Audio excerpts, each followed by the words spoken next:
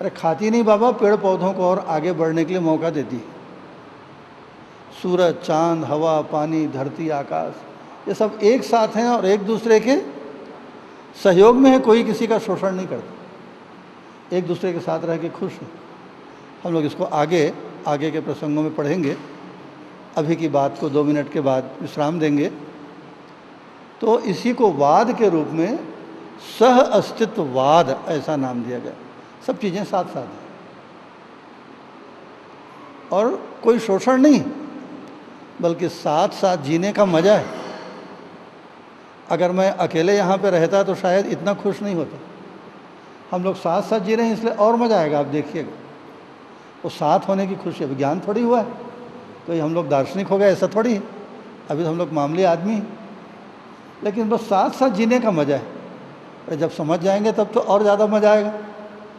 लेकिन अभी समझने के पहले भी हम लोग एक दूसरे को तंग किए बिना प्यार से, सहयोग से, एक दूसरे का आदर सम्मान करते हुए जो अभी जिएंगे आने वाले और सप्ताह भर तक, उसका आनंद आप देखिएगा, उसकी खुशी आप देखिएगा।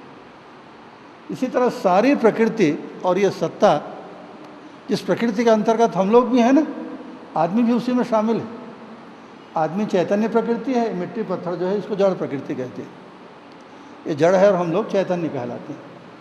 तो जड़, चैतन्य, प्रकृति और परमात्मा ये साथ साथ हैं, वो चिंतन है, इसलिए इसको सह अस्तित्ववाद ऐसा नाम दिया गया। तो मानव केंद्रित चिंतन, अस्तित्व मूलक मानव केंद्रित चिंतन है। इससे कोई रास्ता, इससे कोई चीज़ निकल के आ जाए, ऐसी हम कल्पना करते हैं, ऐसा हम सोचते हैं।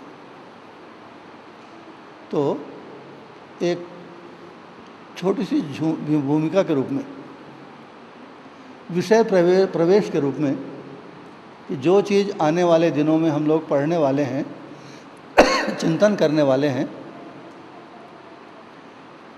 आदमी क्या चीज़ है, आदमी की महिमा क्या है, आदमी को करना क्या है, जिसके द्वारा वो एक स्थायी सुख शांति को पा सके। यहाँ एक बात और अपन थोड़ा स्पष्ट कर लें। सुख कहने से खाली यहाँ पर इंद्रिय सुख नहीं, खाने पीने का, कपड़ा पहनने का, पैसा कमाने का सुख नहीं। सुख के साथ शांति भी, शांति के साथ संतोष भी, और संतोष के साथ आनंद भी। कभी ख़त्म न होने वाली खुशी, ये आदमी के जीवन का लक्ष्य है। उसी को हम लोग परमात्मा को क्या कहा गया? आनंद स्वरूप है परमात्मा। आनंद, आनंद माने कभी ख़त्म न होने वाली खुशी, उसी को हम परमात्मा, ईश्वर ऐसा नाम देते हैं। तो आपने क्या देखा? सुख भी हो, शांति भी हो, संतोष भी हो, आनंद भी हो, ऐसी एक खुशी से तरबतर ज़िंदगी को सिर्फ मैं और आपने, इस सारी दुनिया को जीने का मौका मिले, ऐसा कोई ज्ञान विज्ञान है क्या? उसको समझने के लिए, उसके ऊपर चिंतन करने के लिए, विचार करने के लिए हम लोग यहाँ एक सप्ताह के लिए इकट्ठे हुए हैं। इसकी एक प्रारंभिक चर्चा। अब विषय थोड़ा सा कितना गहरा है, आदमी के जीवन की अंतिम सच्चाई को पकड़ के खोज के निकालना है।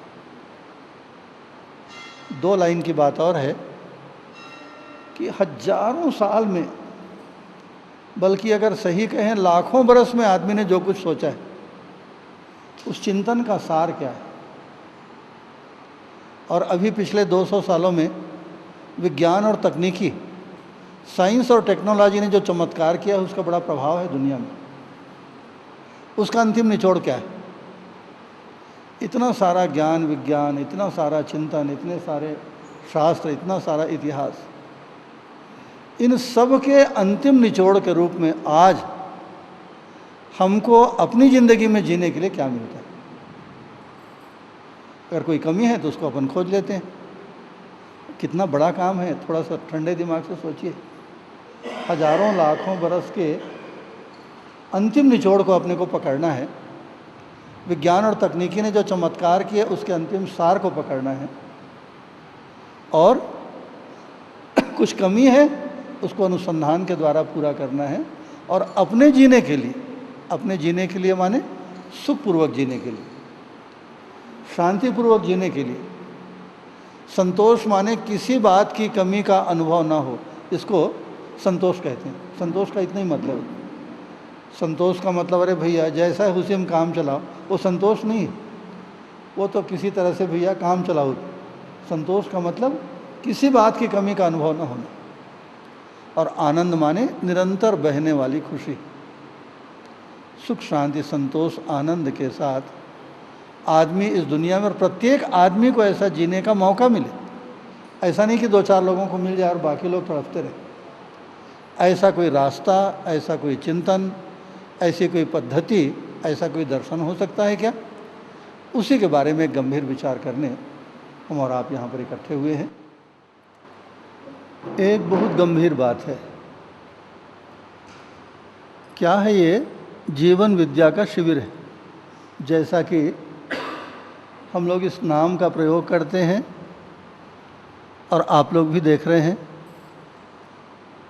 तो जीवन विद्या माने विद्या की परिभाषा है या विद्या सा विमुक्तये। पुरानी जो परिभाषा है, विद्या वह चीज़ है जो हमको सब प्रकार के बंधन से, सब प्रकार के दुखों से छुटकारा दिला दे, उसको विद्या कहते हैं। जैसे दवाई किसको कहते हैं? जो हमको बीमारी से छुटकारा दिला दे, चाहे वो मेथी का दाना हो, वो करेले का छिलका हो, लेकिन अगर हमारी बीमारी दूर होती है तो हम उसको दवा कहते हैं। तो विद्या माने जो हमको सब प्रकार की मुसीबतों से, परेशानियों से, कष्टों से छुटकारा दिलाए, वो विद्या। अब यह जो शब्द है जीवन विद्या, जीवन अपने आप में एक विद्या है। विद्या माने दुखों से, परेशानियों से, चिंता से, अभाव से छुटकारा दिलाने वाली एक चीज़ है, एक अद्भुत चीज़ है। इसलिए इसका नाम जीवन विद्या है। ये दवाई की तरह है। हमारे अंदर के दुखों को, समस्याओं को, चिंताओं को, परेशानियों को, गलत व्यवहार को, गलत विचार को शांत करने वाली, उपद्रव से छुटकारा दिलाने वाली। और एक तीसरा शब्द है शिविर नाम का। शिविर क्या चीज़ है?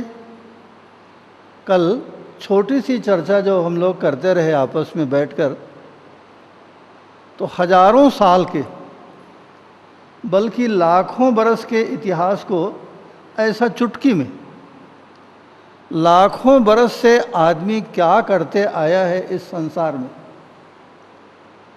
उसकी तरफ हम लोगों ने ध्यान दिया। अगर पुराने इतिहास को आप पढ़ेंगे भगवान राम के ज़माने से, और सतयुग का इतिहास जिसको कहते हैं लाखों बरस पुराना, तो उसमें क्या हुआ? लड़ाई झगड़ा, मार काट, विचारों की भिन्नता। मैं जो चाहता हूँ, मैं जो करता हूँ, उससे आप सहमत नहीं हैं, आप उन चीज़ों को गलत मानते हैं। और आप जो कुछ करते हैं, खाते हैं, पीते हैं, व्यवहार, उसको मैं गलत मानता हूँ। और दोनों आदमी को एक ही धरती पर रहना है, तो आपस में विवाद और झगड़ा तो होगा ही होगा। तो उस झगड़े का परिणाम क्या हुआ? पहले वाद विवाद हुआ, फिर मतभेद हुआ, और जब कड़वाहटें बढ़ गई तो आपस में मारपीट हुए। जो कबीलाओं का जो युग था, कबीला युग माने जब लोग ऐसा झुंड बना के 100, 200, 500 आदमी एक झुंड में रहते थे। एक बहुत बढ़िया किताब शायद आप लोगों के ध्यान से गुजरी हो, स्टोरी ऑफ सिविलाइजेशन उसका नाम है।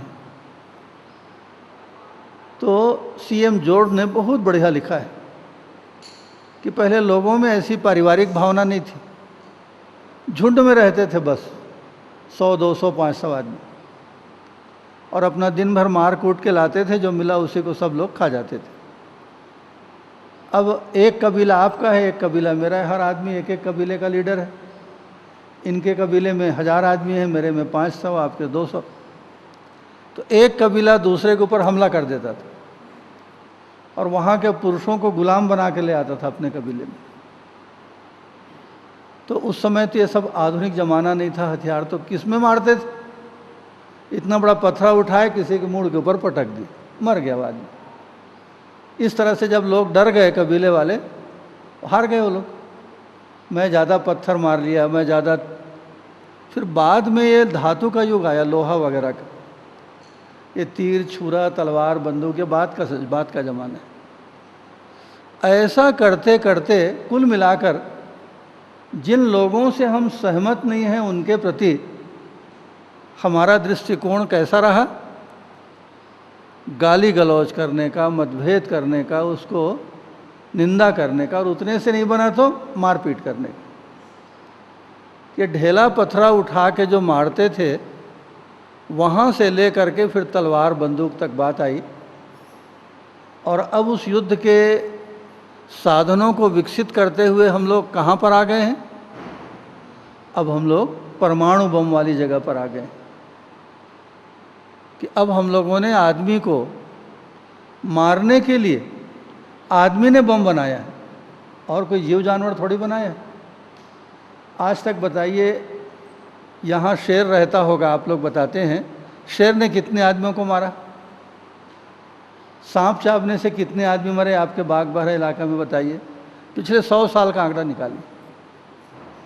और दूसरी तरफ सबसे ज़्यादा आदमी अगर मरे हैं तो आदमी के द्वारा हत्या हुई, आदमी ने आदमी को मारा। न तो उतने लोगों को शेर ने मारा, न सांप ने मारा, न बिच्छू ने मारा। तो आदमी जो है ज़्यादा खतरनाक हो गया है शेर से, सांप से, बिच्छू से। जिन प्राणियों का डर हमको लगता है उससे भी ज़्यादा खतरनाक आदमी। और अब आदमी कहाँ पर पहुँच गया है कि एक आदमी अपने घर में बैठे बैठे बस एक बटन को ऐसा दबाएगा और 10 करोड़ आदमियों को मार डालेगा, 25 करोड़ आदमियों को मार डालेगा। इतनी ताकत परमाणु बम के द्वारा और मिसाइलों के द्वारा। और जो फाइटर प्लेन हमने बनाए, प्लेन में जाके बरसा दो, क्योंकि पहला बम जो गिराया गया था एटम बम, वो हवाई जहाज़ में रख के उसको गिराए थे नागासाकी और हिरोशिमा नाम के शहर में। इसी 6 तारीख को, आपको याद है, 6 अगस्त और 9 अगस्त को गिराया गया था जापान के 2 शहरों में। उसमें 2 सेकंड में 2.25 लाख आदमी मरे, और जो बचे उनकी दुर्गति हो गई बेचारे को। आज तक, ये सन 45 की घटना है, आज तक उस दुख को वहाँ के लोग भोग रहे हैं। तो हमने एक शब्द में क्या देखा कि आदमी आदमी के बीच जो यह असमानता है, जो भिन्नता है, विचारों की भिन्नता, खान पान की भिन्नता, शादी ब्याह की भिन्नता, तो वह भिन्नता बाद में विवाद में परिवर्तित होता है। विवाद के बाद फिर गाली गलौज में एक दूसरे को गाली देते हैं, फिर एक दूसरे के साथ मार काट करते हैं। और जो ज़्यादा मार काट करने में समर्थ है वो जीत गया जी, जो कमज़ोर था वो बेचारा हार गया। तो हम लोग सोचते हैं कि जीतने वाला आदमी सही, जबकि जीतने वाला आदमी भी गलत होता है ना। हर बार जीतने वाला आदमी सही नहीं होता। कई बार लोग धोखा दे के जीत जाते हैं, कई बार दूसरों को उल्लू बना के जीत जाते हैं, कई बार आदमी परिस्थितियों का लाभ उठा के जीत जाता है, जबकि जीतने के लायक नहीं रहता, वो योग्य नहीं रहता। लेकिन अभी हमने जो पैमाना बनाया है वो क्या है? पैमाना, वो स्केल क्या है? आप जीत गए माने आप ठीक सही आदमी, आप मंत्री बन जाएं, संतरी बन जाएं। अभी जो चुनाव हमारे देश में हुआ उसकी रिपोर्ट आई है, आपको पता है? उसमें 1/3 जो सांसद हैं जो हमारे देश को चलाते हैं वो सब अपराधी हैं बाबा, चोर हैं, बदमाश हैं, हत्यारे हैं, बलात्कारी हैं, लुटेरे हैं। और कई सांसद ऐसे हैं जिनके खिलाफ 100 मुकदमा है पुलिस के, इसमें कोर्ट में है और पुलिस के डायरी में दर्ज है। लेकिन उन्होंने क्या किया? जीत गए चुनाव, जीत गए, उसके बाद राजा बन गए।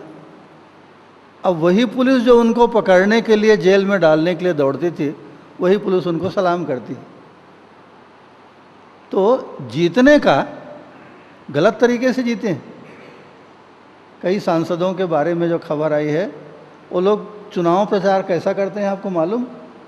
बंदूक लेके घरों घर जाते हैं, मुझको वोट दोगे कि नहीं दोगे, देखो मैं 100 आदमियों को तो मार चुका हूँ, अगर वोट नहीं दोगे तो 101 आदमी तुमको भी मार डालूंगा। अब अपनी जान पारी है तो मुझको वोट दे के जिताओ, और नहीं तो सब भूंज कर रख दूंगा। ऐसा डरा धमका के डर के मारे बेचारे वोट देते हैं और इस तरह जीतते हैं लोग, पैसा देकर, जो नाजायज़ गलत तरीका जिसको कहते हैं। तो हम क्या देखते हैं कि ये विवाद और झगड़ा जो है अंतिम दो देशों के बीच, दो समाजों के बीच, दो व्यक्तियों के बीच, और अब तो बात एक घर परिवार में दो आपस में पति पत्नी भी आपस में झगड़ते हैं, एक दूसरे को कोर्ट में ले जा खड़ा करते हैं, भाई भाई झगड़ते हैं, बाप बेटा झगड़ते हैं। तो एक सवाल जो बहुत सोचने लायक, क्योंकि ये एक दिन की कहानी नहीं और एक घर की कहानी नहीं, ये हर घर की कहानी, हर देश की कहानी, हर परिवार की कहानी। तो क्या ज़िंदगी भर हम झगड़ा करने के लिए, लड़ने के लिए, और लड़ेंगे तो आप हारें या जीतें आप बर्बाद तो हो ही जाएंगे।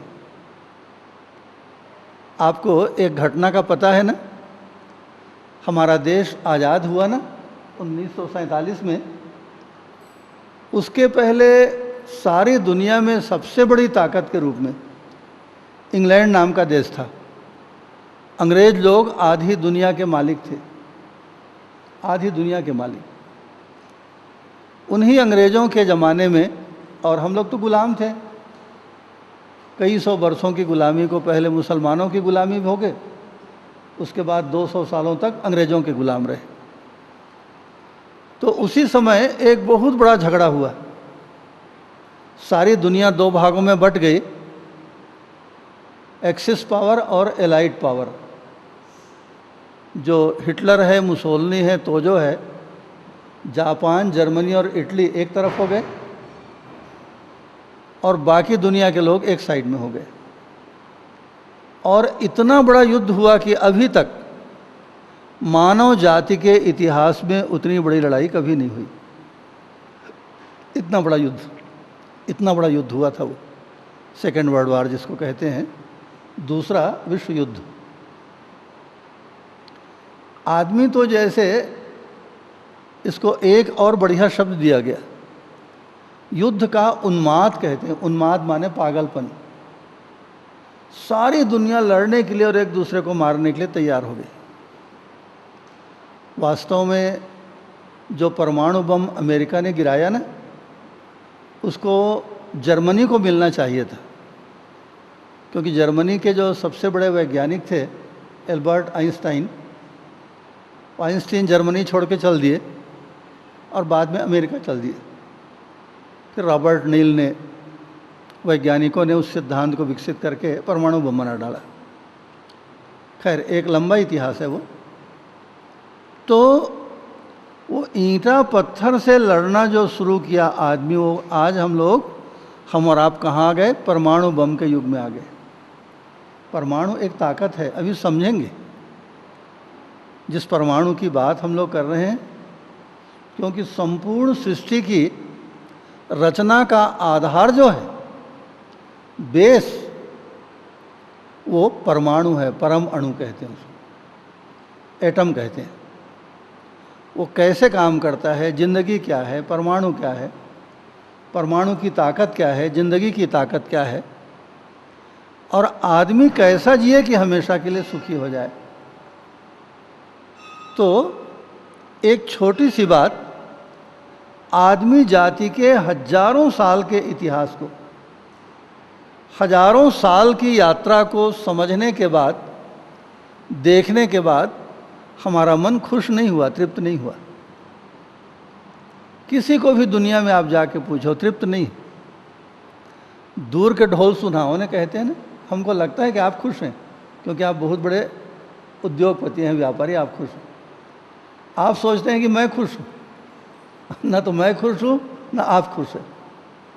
हम दोनों मिलकर सोचते हैं, हम लोग मामूली आदमी, भैया प्रधानमंत्री बहुत खुश है। ऐसे प्रधानमंत्री के घर में जाकर देखेंगे तो चीथो चीथो है, वो तो हमसे भी ज़्यादा परेशान है। कोई अरबपति, करोड़पति, कोई प्रधानमंत्री, कोई खुश नहीं है। बाबा कहाँ है खुशी, कहाँ है? तो पहले तो ये भी सोचेंगे कि खुशी नाम की चीज़ होती क्या है।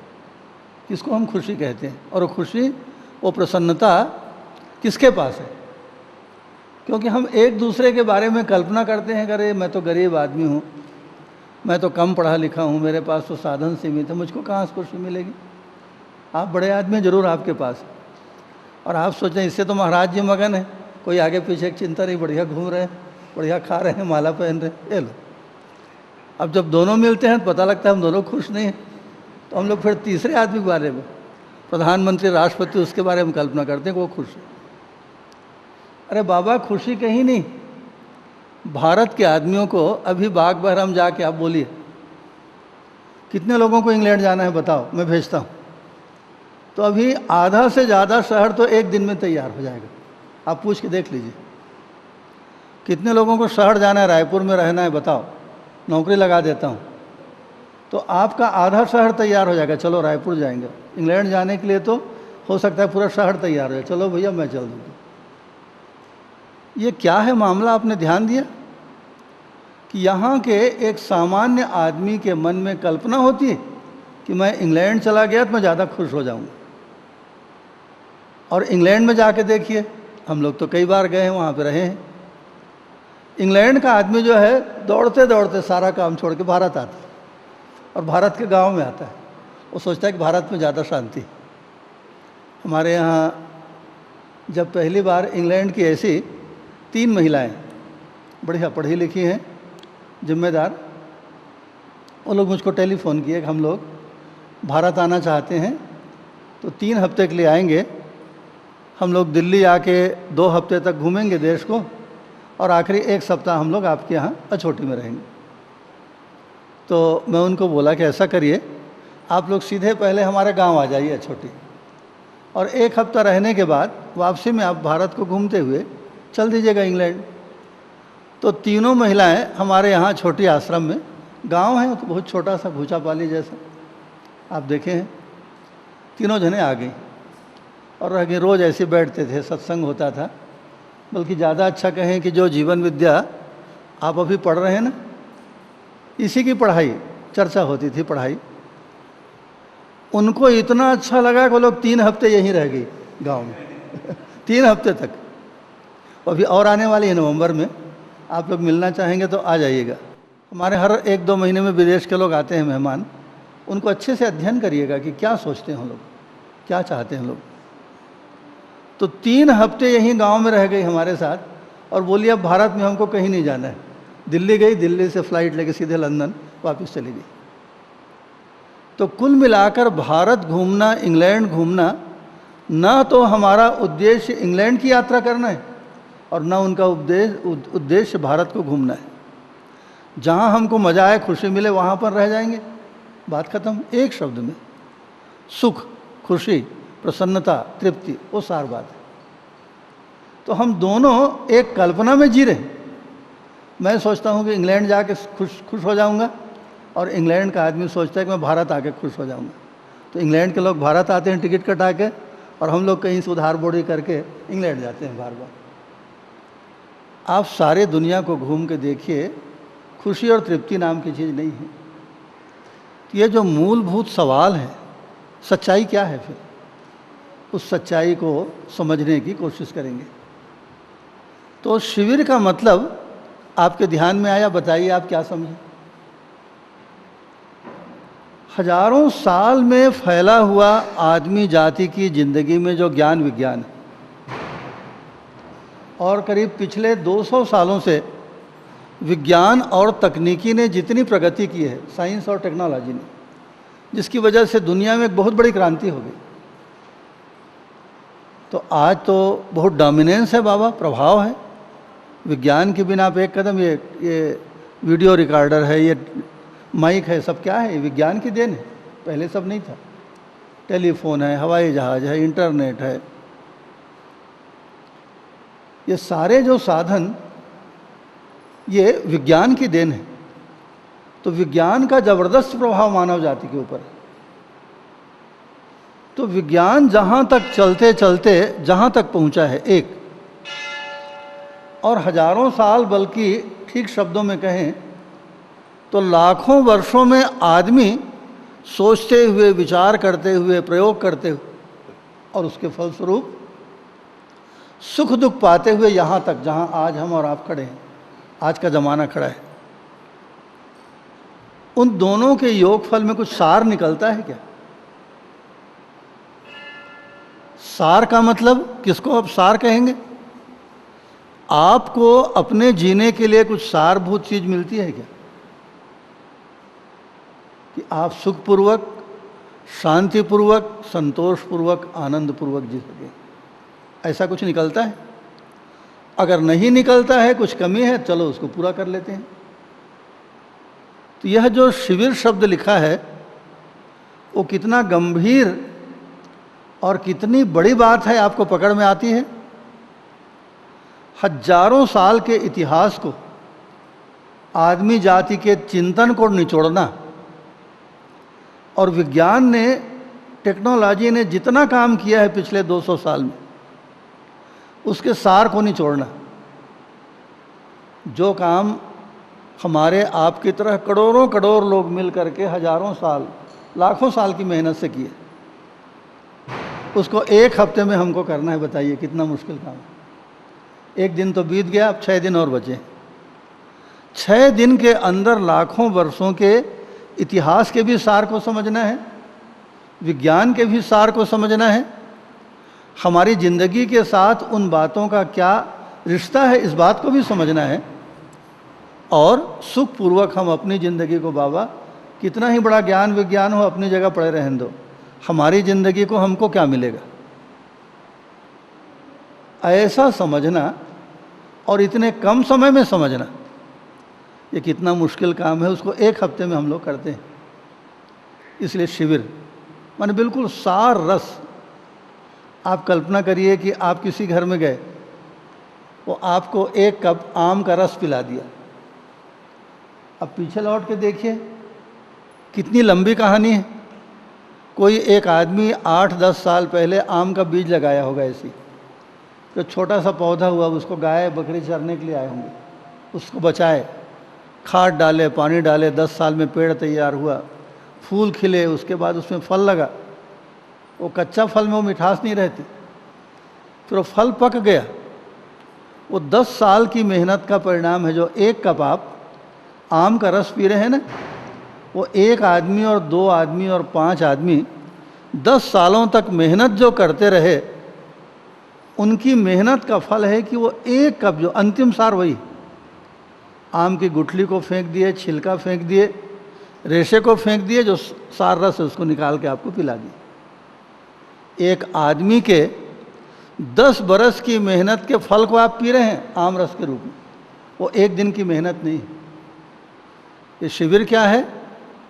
आदमी के लाखों बरस की मेहनत, प्रयोग, भोगे हुए सुख दुख, उसके अंतिम सार को रस की तरह निचोड़ के उसको समझना भी है, और समझ करके अगर पसंद आए तो उसको पी लेना है, ताकि हमारी ज़िंदगी खुशी से, प्रसन्नता से, तृप्ति से तरबतर हो जाए। ये इसलिए ये जीवन विद्या शिविर। ठीक, ये बात स्पष्ट हुई। आप लोग बिना संकोच के, कोई प्रवचन नहीं, आपस में कुछ मित्र मिल गए हैं, आपस में हम लोग बैठे हैं, जो सवाल आपके मन में आए उसको बिल्कुल निसंकोच आप पूछ लीजिएगा। लेकिन 1-2 बातों का थोड़ा सा ध्यान रखेंगे कि जो शब्द यहाँ पर उपयोग में आएंगे वो प्रचलित शब्द हैं, जिसको हम रोज़ इस्तेमाल करते हैं, लेकिन जिस अर्थ में हम लोग उपयोग करते हैं, दर्शन शास्त्र में वैसा अर्थ बिल्कुल नहीं, एकदम अलग अर्थ। दर्शन शास्त्र में उन्हीं बातों का अर्थ एकदम भिन्न है, अलग। तो जैसे उस शब्द को सुनेंगे तुरंत आपको अपना अर्थ याद आएगा। जैसे वस्तु, वस्तु माने मिट्टी है, पत्थर है, या आपके कुर्सी है, मकान है, ईंटा है, इनको वस्तु माने पदार्थ के अर्थ में हम लोग उपयोग करते हैं। ठीक, लेकिन जब इस दर्शन में कोई वस्तु शब्द का प्रयोग करे तो उसका मतलब पदार्थ से, मिट्टी पत्थर से नहीं, उसका मतलब वास्तविकता से है।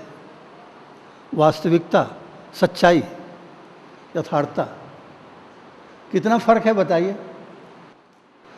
तो भविष्य के लिए भी मैं आश्वस्त हूँ और आज के लिए तो है ही हूँ, इसीलिए अपन निश्चिंत दिन भर बैठते भी हैं, रात को यहीं सो जाते हैं। हमको एक नया पैसा कोई चिंता या कोई परेशानी नहीं होती। दिस इज़ व्यवस्था, ये व्यवस्था है। वर्तमान में भी अपन निश्चिंत हैं और भविष्य के प्रति आश्वस्त हैं। तो आपने देखा एक ही शब्द, व्यवस्था नाम का शब्द, वस्तु नाम का शब्द, उसके हम लोग जो उपयोग करते हैं जिस अर्थ में बिल्कुल अलग है। और इस दर्शन शास्त्र में, क्योंकि भाई जो आदमी लिखेगा वो शब्दों से ही तो बताएगा, दर्शन शास्त्र में एक एक शब्द, एक एक मात्रा का उपयोग हुआ है, उसका अलग अर्थ है। उसके लिए एक डिक्शनरी है, हम लोग उसको लेके आए हैं। आज तक कम से कम मेरी जानकारी में उस तरह का एक भी डिक्शनरी, माने शब्दकोश, शब्दकोश में क्या गड़बड़ी होती है आपने देखा? एक मजाक आपने सुना है ना, एक पुलिस वाले ने चोर से पूछा कहाँ रहते हो? तो चोर ने कहा साहब बगीचे के सामने रहता हूँ।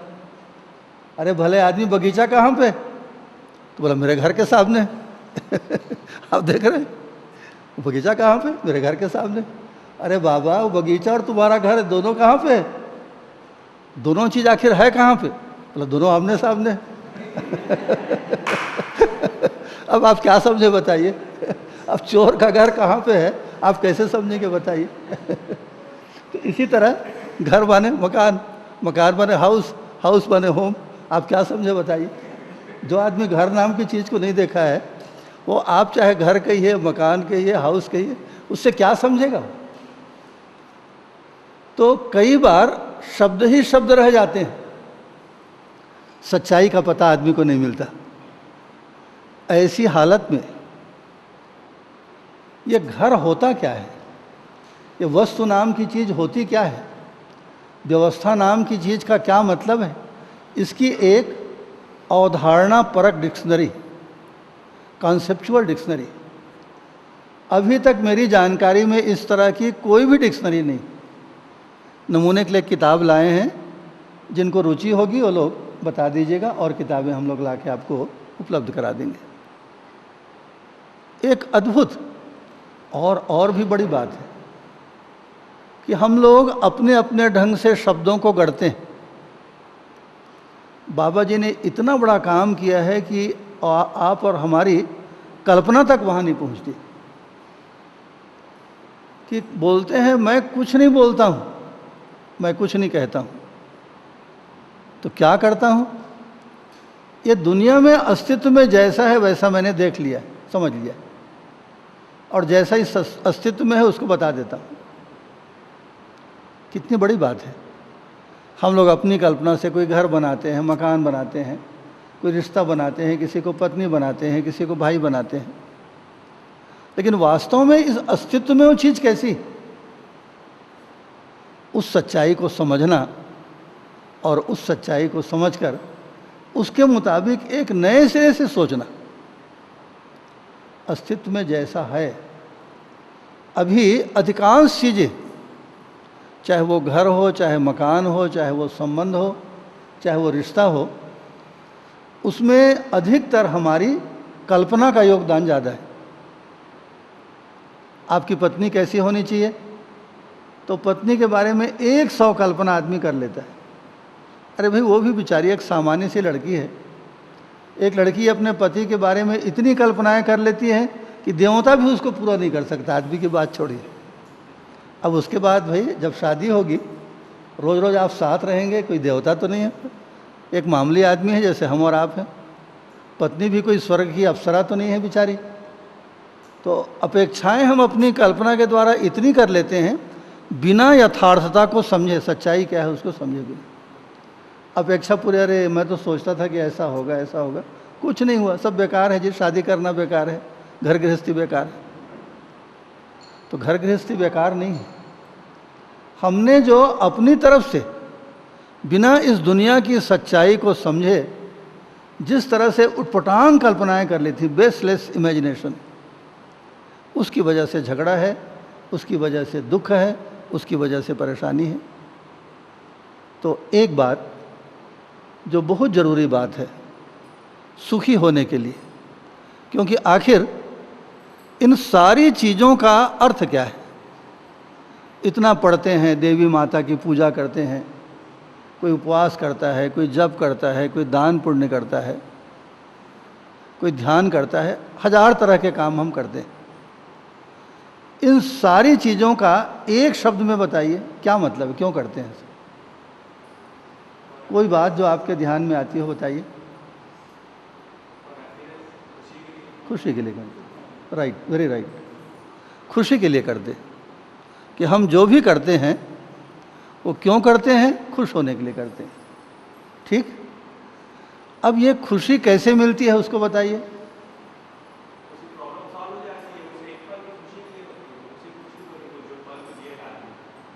ठीक, जब हमारी समस्याओं का समाधान हमको मिल जाता है, प्रॉब्लम सॉल्व हो जाते हैं, तो हमको खुशी मिलती है। और कुछ बताइए।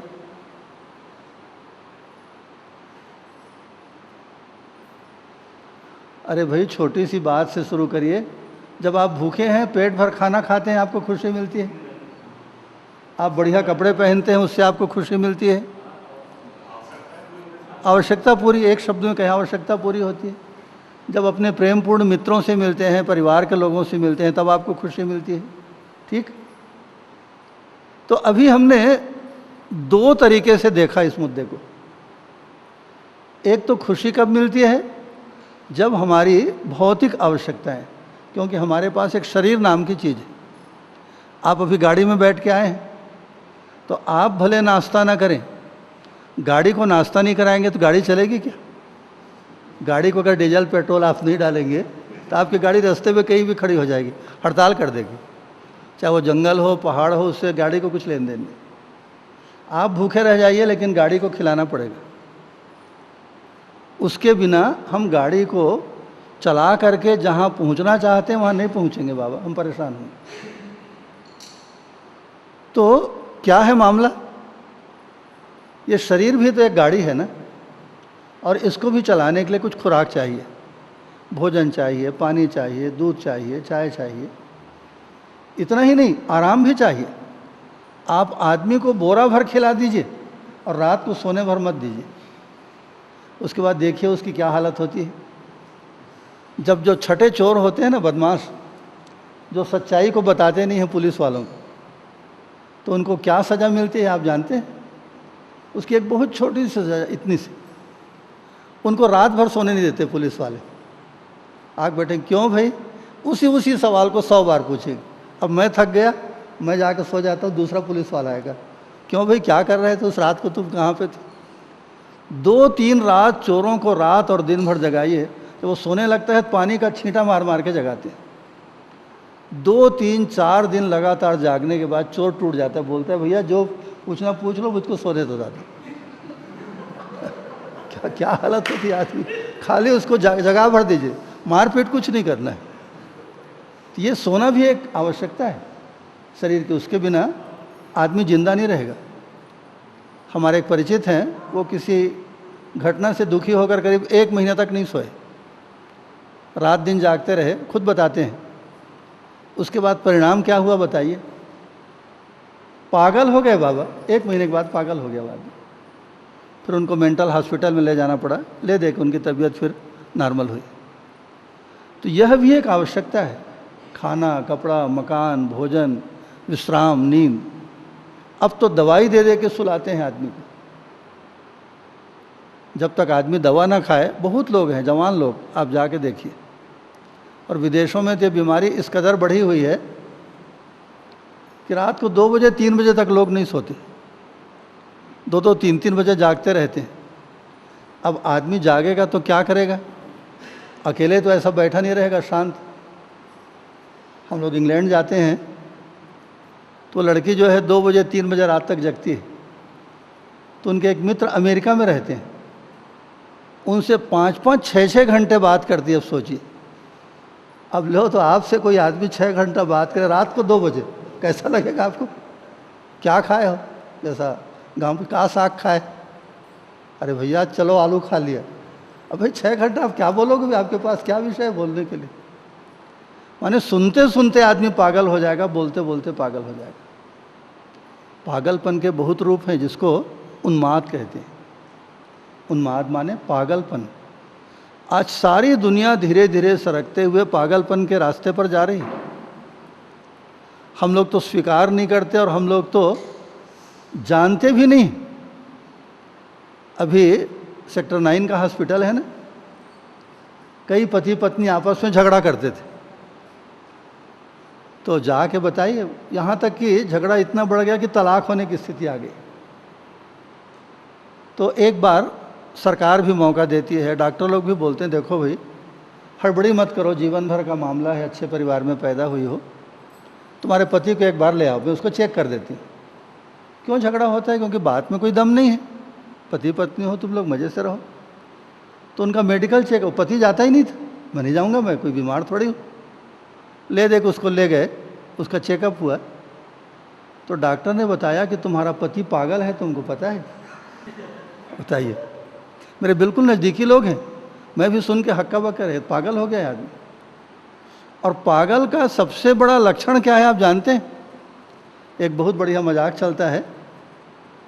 जवाहरलाल नेहरू जब प्रधानमंत्री थे भारत के, तो एक पागल खाने में गए, ऐसे देखने गए होंगे, दौरा करने। तो एक आदमी बिल्कुल नेहरू जी जैसा, वैसी शेरवानी अचकन पहने, टोपी लगाए, उधर से चला रहा था। तो जवाहरलाल नेहरू उधर से आ रहे थे और वो पागल जो है उधर से इधर से जा रहा था, दोनों मिल गए। तो उस आदमी ने कहा, कहो कैसे हो, क्या नाम है तुम्हारा? तो जवाहरलाल जी बोले, मेरा नाम जवाहरलाल नेहरू है। ऐसा तो आदमी क्या बोला मालूम? अपने मित्रों को बोले, इधर इधर इस आदमी को पकड़ के अंदर करो क्योंकि यहाँ जो भी आता है ना, अपने को जवाहरलाल नेहरू समझता है हर आदमी अपने को जवाहरलाल नेहरू समझता है तो हर पागल यही सोचता है कि मैं तो ठीक हूँ, बाकी लोग सब पागल हैं यह पागलपन का एक और लक्षण ये कि मैं ठीक हूँ। हर पागल सोचता है कि मैं ठीक हूँ। हमारे एक मित्र हैं, उनके बड़े भाई बैंक में बढ़िया सर्विस करते थे, पागल हो गए और ऊपर से पहलवान थे, खूब पहलवानी करते थे। तो ले दे के समझा बुझा के उसको पकड़ कर रांची का जो मेंटल हॉस्पिटल है, पागल खाना है, वहाँ 4-5 लोग ले गए उनको। पहले तो तंग करते थे, फिर बढ़िया रांची जाके जल्दी से चलते हुए पागल खाने की तरफ जाने लगे। जो मेरे मित्र के बड़े भैया, वो चलो भैया अच्छा हुआ, नहीं यहाँ अगर उपद्रव करता तो क्या कर लेते। और जल्दी हो गए और जाके जो डॉक्टर था उसके पास चल दिए। चलो अच्छा हो गया डॉक्टर के पास। तो उसके डॉक्टर साहब, मैं 4 पागल पकड़ के लाया हूँ बहुत मुश्किल से लाया हूँ। कहाँ है वो जो आ रहे हैं ना, चारों को पकड़ के लाया आप जल्दी उनको अंदर करिए। ऐसा अब बढ़िया कुर्सी में जाके सब बैठे इसके बाद ये लोग खुश होके गए और डॉक्टर को, डॉक्टर साहब इतने में जो कर्मचारी थे यार पकड़ लिए चारों को अरे कैसा करते हैं, अरे मैं जानता हूँ मुझको क्या करें, चलो इनको अंदर करो। ऐसा करके बहुत मुश्किल से समझाया, भैया पागल हम लोग नहीं है, ये पागल इसको। अच्छा वो पागल बढ़िया बैठा मजे से। एकदम सच्ची घटना है ना, एकदम सच्ची घटना, मेरे मित्र के बड़े भाई हैं। तो पागलपन का सबसे बढ़िया लक्षण ये कि हर पागल अपने को सही मानता है और बाकी सब लोगों का दिमाग बिगड़ गया है ऐसा मानता है। ऐसी जो पागलपन से भरी हुई दुनिया, उसमें हम जी रहे हैं। उस पागलपन का सबूत रोज रोज आप उसका सबूत देखते हैं। क्या है पागलपन का सबूत? कि आप कितना खाएंगे, 1 पाव चावल खाएंगे, 2 रोटी खाएंगे, 4 रोटी खाएंगे, और आपके दिमाग में फितूर सवार होता है कि नहीं चावल अच्छी चीज़ है, भोजन अच्छी चीज़ है। अब 20,000 बोरा अनाज आप गोडाउन में ला करके बंद करके रख देते हैं। अरे बाबा आप 10 साल में नहीं खा सकते 20,000 बोरा अनाज को, क्या करेंगे आप उसको रख के? सामान को, रुपये को, पैसे को, इतना संग्रह, और चीज़ें उसके बाद सड़ जाती हैं ना। आप खाते हैं क्योंकि आप तो खा नहीं सकते, और ना किसी को खाने के लिए देते हैं। पड़े पड़े चूहा खा जाएगा, सड़ जाएगा, उसमें पानी गिर जाएगा, बदबू पैदा हो जाएगी। एक आदमी पैसा कमाना शुरू करता है, अभी जैसे रिलायंस कंपनी के जो मालिक हैं मुकेश अंबानी, अनिल अंबानी, उनके पास कम से कम में 1,00,000 करोड़ रुपया है। जितना पैसा अभी हम लोगों ने, बहुत लोगों ने तो देखा भी नहीं होगा 1,00,000 करोड़ को। अब उसकी यात्रा रुक गई क्या? अब क्या करूँगा पैसा कमा के? अब तो 7 पीढ़ी तक बैठे बैठे खाएंगे, ब्याज को खाएंगे तो ख़त्म नहीं होगा। लेकिन नहीं, अब और बड़े प्रोजेक्ट को शुरू करने के चक्कर में हो, और पैसा कमाओ और पैसा कमाओ। धीरे धीरे आदमी भूल जाता है कि मैं पैसे को क्या करूँगा, मैं अनाज को क्या करूँगा, कपड़े को क्या करूँगा, ज़मीन को क्या करूँगा। बस नहीं, बस पैसा चाहिए, अनाज चाहिए, कपड़ा चाहिए। और ऐसा करते करते सिकंदर से लेके हिटलर तक, नेपोलियन तक, रावण तक, एक इतिहास को जो हमने भोगा है जमा करते जाओ। ये भी एक पागलपन है। भोगों के सामान इतने ज़्यादा लोगों ने इकट्ठे कर लिए हैं आज, उसको मेंटेन करने में आदमी की जान निकल जाती है, उसकी रक्षा करने में, उसको मेंटेन करने में, उसको बचाने में। और ऐसा करते करते आदमी एक दिन, पैसा वो ज्यों का त्यों रहता है, कपड़ा ज्यों का त्यों, आदमी मर जाता है, पागल हो गया है। इसको उन्माद कहते हैं, पागलपन कहते हैं। आज की दुनिया इस तरह के पागलपन में जी रही। तो 2-3 चीज़ें जो समझने लायक हैं, जिसमें आपने पार्टिसिपेट किया, जिसमें आपने अपनी भागीदारी निभाई। जैसे आपने कहा कि समस्या का समाधान मिलता है तो हम खुश होते हैं।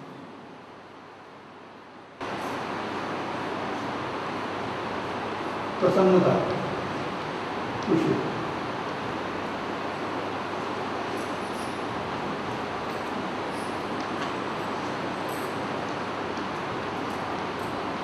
समाधान से। और दूसरा हमने देखा आवश्यकता पूर्ति।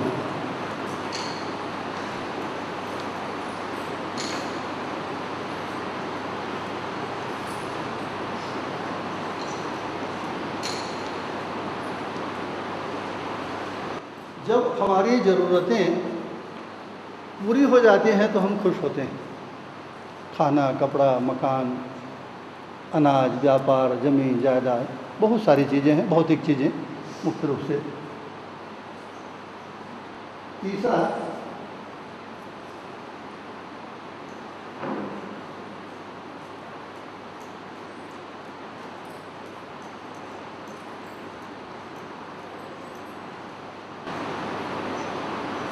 जो कल हम लोग थोड़ी सी चर्चा किए थे, एक माँ को देखिए जिसका छोटा सा बच्चा है, वो जितना मगन अपने छोटे से बच्चे को लेकर के, जबकि बच्चे को भी बोलना बताना नहीं आता ना, ऐसा ऐसा करके टुकुर टुकुर देखते रहता है बच्चा। और माँ हूँ ऐसा करती है। कभी कभी बच्चा हूँ इतना कर देता है। अब वो खुशी के मारे 2 घंटे तक, आप दूर से देखिए, ऐसे बच्चा हूँ कर रहा है और माँ भी उसके साथ हूँ कर रही है, और 2 घंटे तक दोनों बैठे हैं भाई बिस्तर में। बताइए ये क्या है? आपको लगेगा कि क्या पागलपन है भाई, हूँ करते 2 घंटा बैठे। अब उस माँ से जाके पूछिए कि 24 घंटे की ज़िंदगी में सबसे ज़्यादा मज़ा तुमको कब आता है? वो बच्चे के साथ, जो अपने छोटे बच्चे के साथ, जिसको अभी बोलना बताना भी नहीं आता, जो हूँ करते रहते, मुंडी हिलाते रहते, उसमें सबसे ज़्यादा खुश होती है। मुंडी हिलाना और हूँ करना असली मुद्दा थोड़ी है, वो क्या है? एक भाव है। माँ और बच्चे के बीच में एक भाव की लहर जो दौड़ रही है, जिसको हमने समझने की सुविधा के लिए एक नाम दे दिया, ममता। माँ अपने बच्चे को प्यार करती है, अपने बच्चे को दूध पिलाती है, अपने बच्चे की रक्षा करती है। ये जो भावमयता है, यह जो भाव है, भाव का जो बहना है, उससे आदमी खुश होता है, आवश्यकता की पूर्ति से खुश होता है। दूसरा, जब कोई समस्या का समाधान हमको मिलता है तब आदमी खुश होता है। और तीसरा, जब हम किसी के साथ भावनात्मक रूप से जुड़ते हैं तब हमको खुशी होती है। ठीक? अब इन तीनों के डिज़ाइन को, इन तीनों के तरीके को देखिए। ये क्या है? अगर एक शब्द में कहें, इन तीनों से हमको जो मिलता है उसको हम क्या कह सकते हैं? बताइए, एक शब्द में बताइए।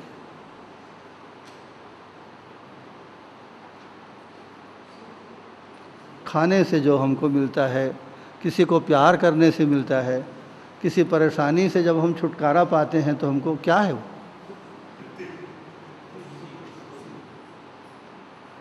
तृप्ति ज़्यादा बात की बात है। एक स्वाद है, स्वाद। आप भोजन करते हैं, आपको क्या मिलता है?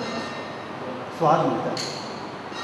आपकी पसंद का स्वाद मिल गया, आप खुश हो जाते, वाह क्या बढ़िया खाना बना है। ये भी एक स्वाद है, जैसे भोजन का स्वाद होता है। ये बढ़िया कपड़ा पसंद का पहनते हैं, वो भी एक आस्वादन। इसको और ज़्यादा एक बढ़िया शब्द दिया गया, बाबा जी ने दिया है, उस शब्द को आपको बोल देता हूँ, आस्वादन। इसका स्वाद लेना, स्वाद से मज़ा लेना। ऐसे जब आप किसी समस्या से छुटकारा पाते हैं, आपको समाधान मिलता है, ये भी एक स्वाद है। इसी तरह जब भावमयता में, चाहे वो पति पत्नी हो, चाहे वो माँ बेटा हो, चाहे वो दो मित्र हों, ये दोनों जब आपस में बैठते हैं, बोलते हैं, चर्चा करते हैं, उसको स्वाद मिलता है। इन तीनों का अलग अलग डिज़ाइन आपने देखा? इन तीनों में क्या फ़र्क है? जैसे आपने भोजन किया, एक उदाहरण लीजिए, तो भोजन करने से जो स्वाद आपको मिला, कितनी देर के लिए मिला? एकदम क्षणिक, 10 मिनट में जैसे ही आपका पेट भरेगा, आपको स्वाद के द्वारा मिलने वाला मज़ा खत्म हो जाएगा। उसके बाद अगर कोई आग्रह करे, नहीं और 2 पूड़ी खा लो, तो आपको स्वाद मिलने के बजाय, मज़ा मिलने के बजाय बेचैनी शुरू हो जाएगी। और कोई ज़बरदस्ती करके 2 पूड़ी और खिला दे तो आपके पेट में दर्द हो जाएगा। निगेटिव, तृप्ति मिलने के बजाय, खुशी मिलने के बजाय आप दुखी हो जाएंगे, अरे बाप रे मैं मर जाऊंगा, बाबा नहीं खाता। वही चीज़ है 10 मिनट पहले जिसको खाने के लिए आप तरसते थे, कल्पना करते थे, 10 मिनट के बाद वही आपको दुख देने लगता है। तो इस तरह की जो खुशियाँ हैं, ये विशेष रूप से किसके साथ संबंधित हैं? आपके शरीर के साथ और आपकी इंद्रियों के साथ। एक फिल्म आपने देखा, एक गाना आप सुनते हैं, आपको बहुत मज़ा आया, दूसरा सुनते हैं, तीसरा सुनते हैं, और उसके बाद अभी गणेश पक्ष में क्या हुआ, हमारे यहाँ एक बहुत बड़े आदमी हैं, तो बच्चे लोग जैसा कि करते हैं, चंदा मांगने गए होंगे, तो आदमी भगा दिया, हट क्या बच्चे लोग सब फालतू माइक बजाते हो। तो बच्चों ने क्या किया आपको पता है? गणेश तो उनको रखना ही था, वो जितना पोंगा है उसको उसी के घर की तरफ लगा दिया ऐसा, और उसके बाद रात और दिन बजाना शुरू की। अगर कोई आदमी रात भर और दिन भर पोंगा में जोर जोर से फालतू चीज़ों को, जिसको ना तो मेरे को सुनना है ना पड़ोसी को सुनना है, खाली आपको तंग करना है, रात भर दिन भर कोई पोंगा बजता रहे, आप न चैन से बैठ सकेंगे, ना खा सकेंगे, ना सो सकेंगे। इसको पॉल्यूशन कहा गया, प्रदूषण। आदमी पागल हो जाता है, आपको पता है। इंग्लैंड में तो हर गाड़ी में हार्न होता है, लेकिन कोई भी आदमी हार्न नहीं बजाता, आपको पता है। यहाँ तो पोंगा बजा बजा के हमारा आपका दिमाग खराब हो जाता है सुन के। वहाँ एक भी आदमी को आप पोंगा बजाते हुए, हार्न बजाते हुए गाड़ी का नहीं सुनेंगे। हार्न बजा इसका मतलब है कि तहलका मच जाता है, चारों तरफ गाड़ियाँ जहाँ पे है खड़ी हो जाती हैं, हजारों गाड़ियाँ। जब आदमी बिल्कुल मरने के जैसे कोई खतरनाक स्थिति में आता है तब पोंगा बजाता है, और लोग एकदम थम जाते हैं, अरे बाप रे क्या घटना हो गई, क्या होने वाला है। सब लोग सावधान हो जाते हैं। ये ध्वनि का प्रदूषण है। आपको अगर ज़बरदस्ती कोई आवाज़ रात और दिन सुनाई जाए तो आप अपना मानसिक संतुलन 2-4 दिन के बाद आप असंतुलित हो जाएंगे। बहुत अजीब, इतनी थकान लगेगी, इतनी थकान, पत्थर फोड़ने से जितनी थकान नहीं लगती उससे ज़्यादा 24 घंटा जो हल्ला है, बेकार की आवाज़ों को आप सुनते हैं, आप परेशान हो जाते हैं। तो 1-2 गाना पसंद का सुने तब तक आपको मज़ा आया, और लोगों ने जब दिन भर आपको गाना सुनाना शुरू किया तो उसके बाद आपको पगलाया जैसा लगता है।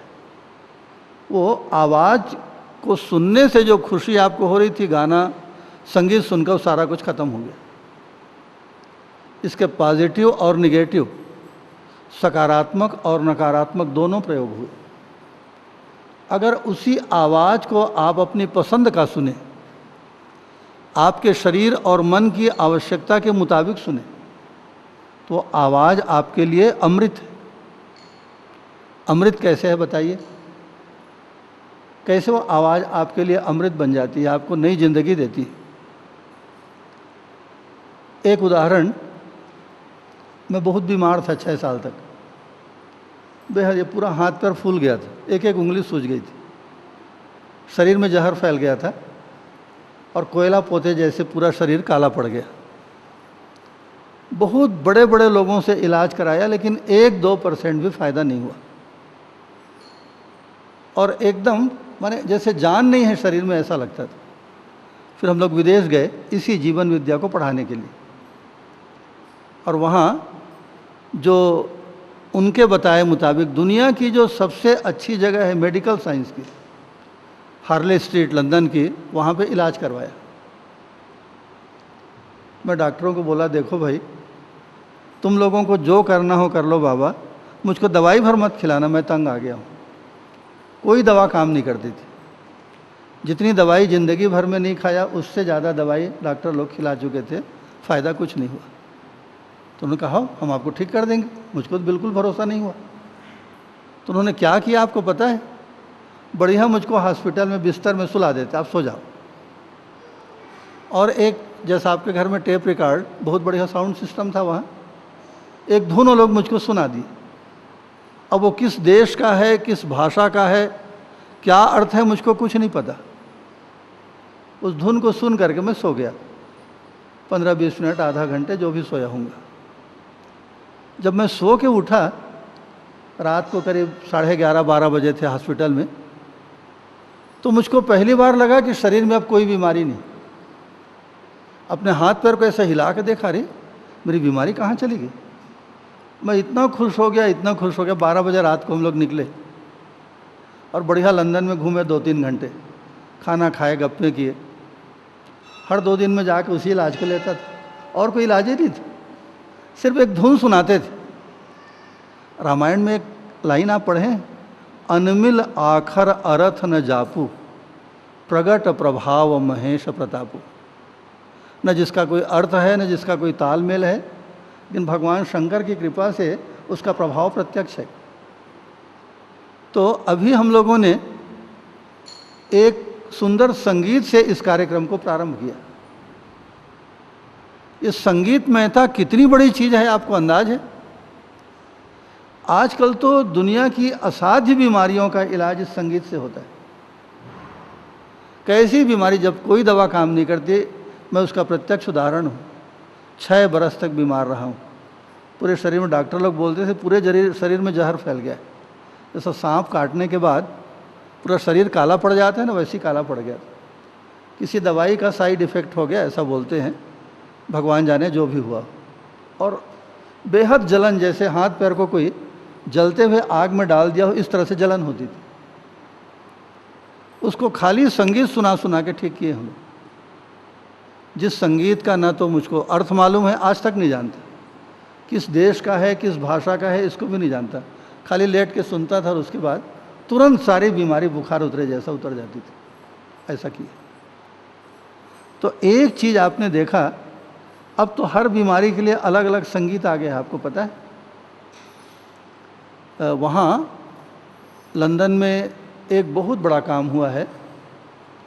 भारतीय विद्या भवन नाम की संस्था है, कन्हैया लाल माणिकलाल मुंशी उसके संस्थापक सदस्य, जो उत्तर प्रदेश के गवर्नर रहे, प्रसिद्ध वकील रहे, के.एम. मुंशी ने उसको स्थापित किया।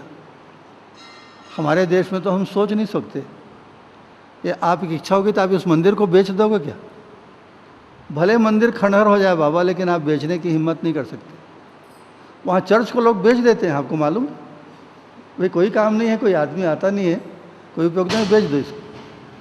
तो एक बहुत बड़ा सेंट्रल लंदन में, बीच लंदन में एक चर्च, वो जो राजमहल जैसा है, उसको उन्होंने खरीद लिया और भारतीय विद्या भवन के बैनर तले इतना बढ़िया उन्होंने वहाँ भारतीय विद्या को, संगीत को, नाटक को, साहित्य को, इंस्ट्रूमेंट गाने बजाने को सिखाने के लिए केंद्र खोल दिया है। बहुत बढ़िया जगह है। जो अंतर्राष्ट्रीय हिंदी साहित्य का सम्मेलन जो हुआ था, खासकर यूरोपीय देशों का, वो सम्मेलन जो है वहीं था भारतीय विद्या भवन में। हम लोग आखिरी दिन गए थे वहाँ। हमारे देश से 3-4 आदमी गए थे। जो उत्तर प्रदेश विधानसभा के अध्यक्ष रहे ना, डॉक्टर केसरीनाथ त्रिपाठी, वो अध्यक्षता करने गए थे। बहुत बहुत बढ़िया कार्यक्रम हुआ। चुने हुए लोग आए थे और सारे यूरोप से, भारत से तो गए थे 3-4 लोग, सारे यूरोप के लोग ज़्यादा आए थे उसमें। तो वहाँ एक आदमी है विजय जगताप नाम का, नौजवान लड़का है। अगर वहाँ की इंग्लैंड की महारानी को सितार सुनना हो तो विजय जगताप को बुला करके सुनती हो। इतना बड़ा आदमी है, सितार बजाने वाला आदमी। तो विजय जगताप के साथ हम लोग दिन भर बिताए। स्वामी विवेकानंद ने जो वहाँ वेदांत सेंटर नाम से आश्रम स्थापित किया, वहाँ गए थे। तो उस आदमी ने क्या किया है आपको पता है? जैसे अलग अलग बीमारियों की अलग अलग दवाई बना के आप लोग रखे हैं मेडिकल स्टोर में। ये बीमारी है, सर्दी है, जुकाम है, बुखार है, हाथ पैर में दर्द है, पेट में दर्द है, दवाई खिला दो, ठीक हो जाएगा। तो ऐसे आदमी धुन बना के रखा है, आपको पता है? आप मरीज को बढ़िया लेटा दो और उस धुन को सुना दो। यहाँ तक कि हार्ट के मरीजों के ऊपर, हृदय रोगी हैं, उनके ऊपर इन धुनों का प्रयोग किया गया। कुछ नहीं है, हृदय रोगी को बढ़िया लेट के आप उस गाने को, धुन है उसको सुनते रहिए। ये कैसे हुआ? एक महिमा के प्रसंग में आपको 2 मिनट में सुनाऊं कि हम और बाबा जी और कुछ लोग ऐसे जीवन विद्या का शिविर एक गांव में ले रहे थे। आंवरी नाम का गांव है बस्तर में, चारामा के पास, जहां हम लोग गायत्री माता का एक प्रज्ञापीठ बनाए थे। वहाँ करीब 10 साल तक हम लोग मेहनत किए। तो डॉक्टर ओम प्रकाश पहुँचे ऐसे शिविर के बीच, और बाबा जी, मैं तो करीब 5 अंतर्राष्ट्रीय सम्मेलन अटेंड कर चुका हूँ डॉक्टरों का। इंटरनेशनल जो कॉन्फ्रेंस होता है ना, सार कुछ नहीं निकलता। आप 10 मिनट बोले, मैं 10 मिनट बोला, आप 10 मिनट बोले, 2 दिन में सम्मेलन खत्म हो गया, चलो अपने घर।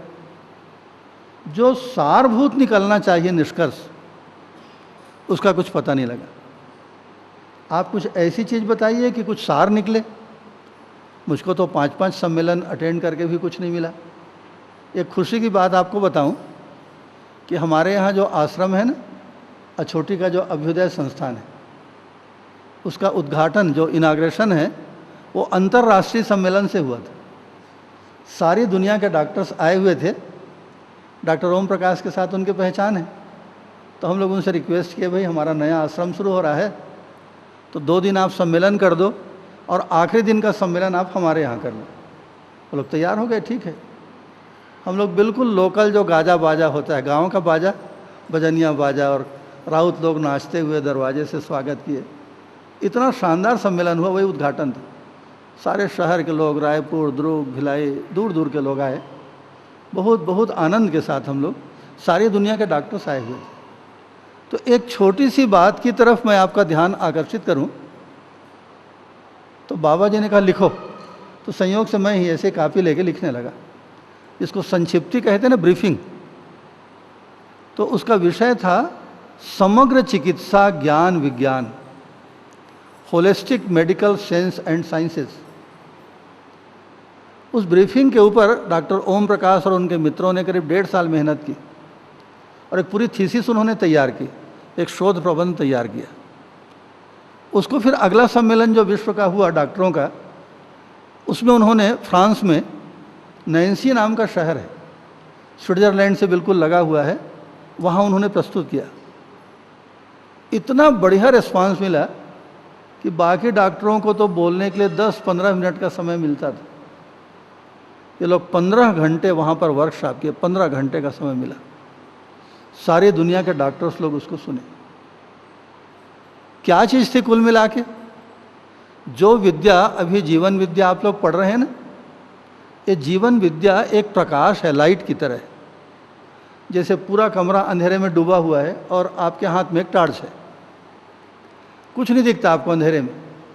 अब टार्च को जहाँ जहाँ आप ऐसा घुमाएंगे, चाहे वो कुर्सी हो कि वीडियो कैमरा हो कि माइक हो कि आपकी शर्ट हो कि आपकी कापी पेन हो, जहाँ जहाँ प्रकाश पड़ेगा वो चीज़ आपको दिखना शुरू हो जाएगी। तो जीवन विद्या वास्तव में क्या है? एक प्रकाश है बाबा, एक ज्योति। दुनिया के किसी भी मामले में आप उस फोकस को घुमाएंगे तो आश्चर्यजनक उसके अंदर के अंदर की सच्चाई दिखने लगती। कुल मिलाकर जीवन विद्या है। तो एक प्रयोग अंतर्राष्ट्रीय स्तर पे हुआ।